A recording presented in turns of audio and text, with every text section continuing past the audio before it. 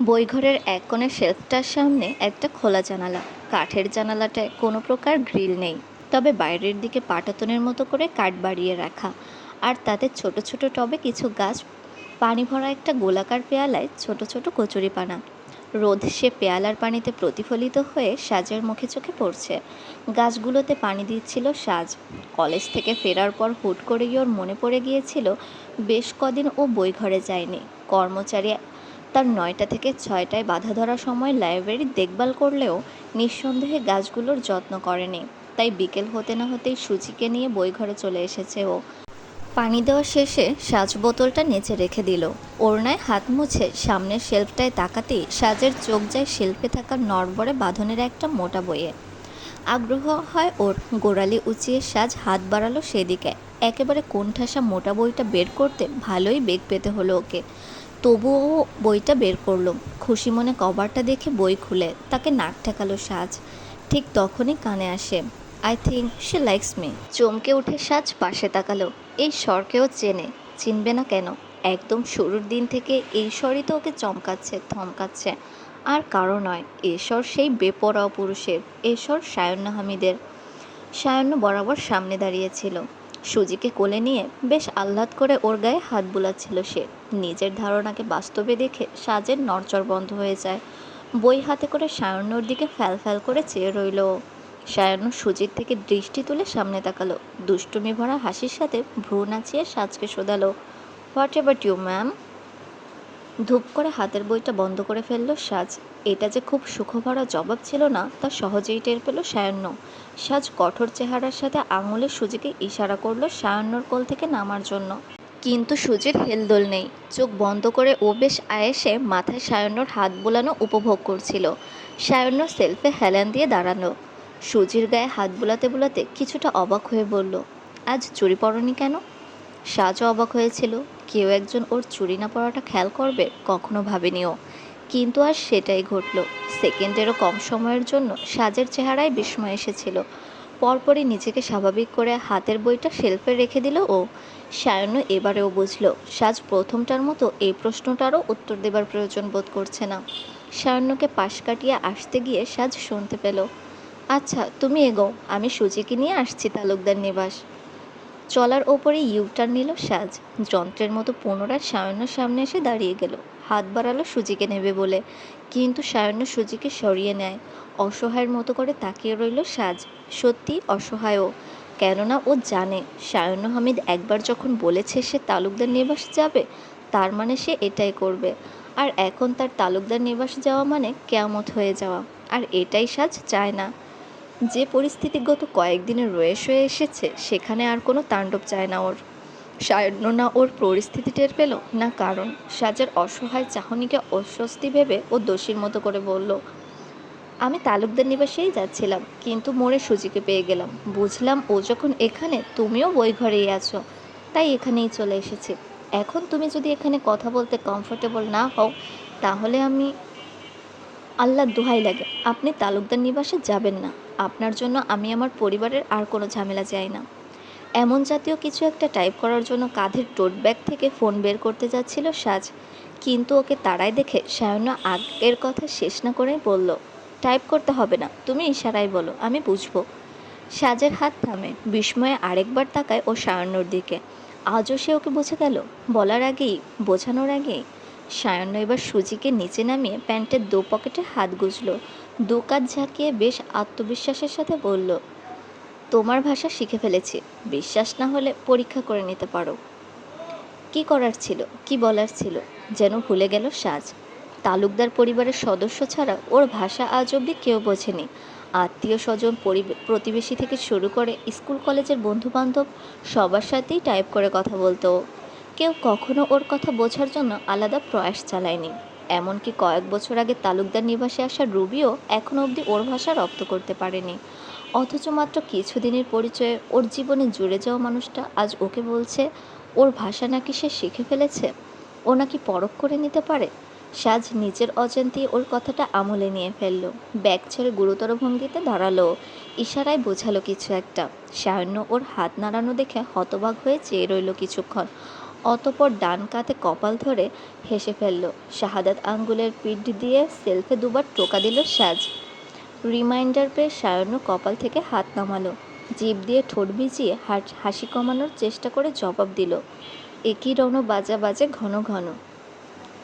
থ মেরে দাঁড়িয়ে রইল সাজ। ওর ধারণা ছিল সায়ন্য মিথ্যে বলছে, ওর ভাষা না শিখে অহেতুক ওর সাথে গর্ব করছে। আলোচনার কাছাকাছি কিছু বলবে, সে আন্দাজেই হয়তো সঠিকটা বলে ফেলতে পারে, আর এজন্য আলোচনার বাইরে থেকে ইশারা করেছিল ও। অথচ এ লোক সেটাও বুঝে গেল। সায়ন্য মিটমিটিয়ে হাসতে হাসতে বলল, সিরিয়াসলি সাজ, তোমার এটাকে আমার সিলেবাসের বাইরের কোনো লাইন বলে মনে হলো? সাজ দৃষ্টি সরায়। পুরোদমে অস্বস্তিতে পড়ে গেছে ও সায়ন্যর কাছে জবাবই আশা করেনি, কিন্তু এই লোক ওকে জবাবের সাথে কারণও বলে দিচ্ছে। নিচে বসে সুজি তখন পা পরিষ্কার করছিল। নিচু হয়ে খপ করে ওকে কোলে তুলে নিল সাজ। চলে আসতে যাবে, সায়ন্য এক পা সরে এসে পথ আগলে দিল ওর। সাজ কোনোরূপ প্রতিক্রিয়া দেওয়ার আগেই সোজাসাপটা বলল, বিয়ে করবে আমাকে? সাজ টের পেল ওর চারপাশ ধাঁধিয়ে গেছে। প্রসারিত চোখে সায়ন্যর চেহারা দেখতে থাকে ও। সে দৃঢ় পুরুষের চেহারায় একচুল ভনিতা নেই, মানে সে যা বলছে তা ভেবেচিন্তেই বলছে। কোনো ছেলের তরফ থেকে আর যাই হোক ভালোবাসি আর সে থেকে বিয়ে করবে, এ পর্যন্ত কখনো কল্পনা করেনি সাজ। ওর মতো একটা বাক প্রতিবন্ধী মেয়ের এমন কল্পনা সাজেই না। কিন্তু ঘটেছে তো সেটাই। কদিন আগে এই ছেলেটারই ভালোবাসি বলাটা ওর জন্য ভয়ের ছিল, বিস্ময়ের ছিল। কিন্তু আজ আর্য সায়ন্য হামিদের এই বিয়ের প্রস্তাব সাজের জন্য ঠিক কোনো অনুভূতি সৃষ্টি করলো তাও মোটেও বুঝে উঠতে পারল না। সায়ন্য প্যান্টের পকেটে ডান হাতের বৃদ্ধা আঙ্গুল বাজালো। আগের মতোই স্বাভাবিক ভঙ্গিতে বলল, মা বাবা বিয়ের দিন তারিখ ঠিক করতে তোমাদের বাসায় যেতে চাইছে। আমিও আর তোমাকে দূরে রাখতে চাইছি না। একেবারে বউ হয়ে আমার কাছে আসতে তোমার আপত্তি আছে কোনো? সাজ মামুনি, কোনো হেল্প লাগবে? ডাইকো, আমি আছি এখানে। ষাটোর্ধ্ব কর্মচারীর ডাকে হুঁশে ফেরে সাজ। সেলফের শেষ প্রান্তের ফাঁকা জায়গায় তাকালো। হেল্পের দরকার তো ছিল। সায়ন্য ঘাড় বাঁকিয়ে এক পলক পেছনে দেখে নিয়ে আবারও সামনে তাকালো। কর্মচারী এদিকটায় আসেনি। মেজের টেবিলে বসেই সে ডাক লাগিয়েছে সাজকে। শরীরে মৃদু কম্পন অনুভব করলো সাজ। সেই সাথে এটাও অনুধাবন করলো ওর চুপ থাকার সুযোগ নেই। জবাব না দিয়ে পাশ কাটানোর মতো কোনো পুরুষ ওকে প্রশ্ন করেনি। একটা শুকনো ঢোক গিলে জড়তা কাটিয়ে ওঠার চেষ্টা করলো। ইশারায় বোঝালো, আপনি অহেতুক বাড়াবাড়ি করছেন, এটা সম্ভব না। কেন? সপটে সোজা প্রশ্ন এসেছিল। সাজ থমকালো। সবটা তো জানে এই লোক, তবুও ওর কাছে কেন এসব শুনতে চাইছে সে? সায়ন্য গুরুতরভাবে বলল, কারণ বলো সাজ। কারণ আমার পরিবার আপনাকে পছন্দ করে না। তো তোমার পরিবারকে কে বিয়ে করতে চাইছে? আমি তো তোমাকে বিয়ে করব। আমাকে তোমার পছন্দ কি না সেটা বলো ব্যাস। সাজের ভুরু কুঁচকে আসে। এটা কি মজা করার পরিস্থিতি, নাকি মজা করার মতো কোনো কথা? সায়ন্য হামিদের জন্য সব কিছুই সে রসিকতা। আরও একবার তা সাজের মনে পড়ে গেল। ও এবার কিছুটা রাগ নিয়ে বোঝালো, কিন্তু আমার পরিবার যাকে অপছন্দ, আমি তাকে কোনোদিনও বিয়ে করব না। সায়ন্য ছোট্ট একটা দম ফেলল। গোটা কথোপকথনে কোথাও এক চুলো অবাক হয়নি। সাজের কাছ থেকে এমন জবাবই আশা করেছিল ও। সাথে এটাও আন্দাজ করেছিল ওর বিষয়ে নিজের অভিব্যক্তি সাজ স্বীকার করবে না। অন্তত যতদিন না তালুকদার পরিবার সম্মত হচ্ছে ততদিন তো নয়ই।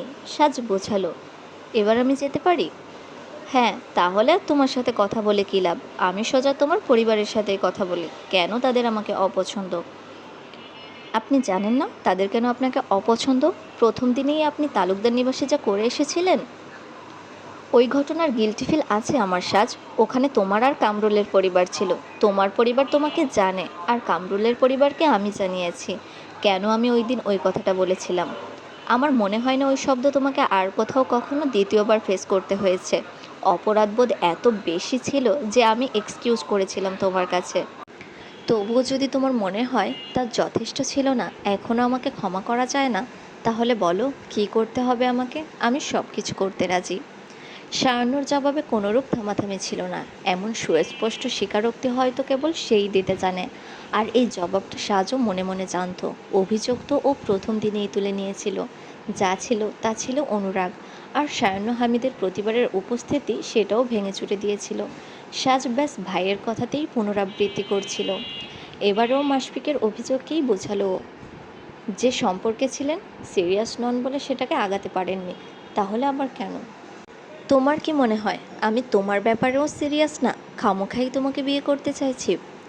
প্রশ্নকারে একের পর এক জবাব সেভাবেই আসছিল যেভাবে রুবি দিয়েছিল।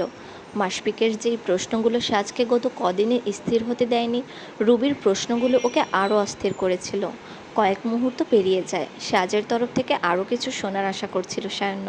ওকে ইতস্তত করতে দেখে ও কিছুটা মাথা ঝুঁকিয়ে বলল, ইয়েস ম্যাম। আর কোনো অভিযোগ?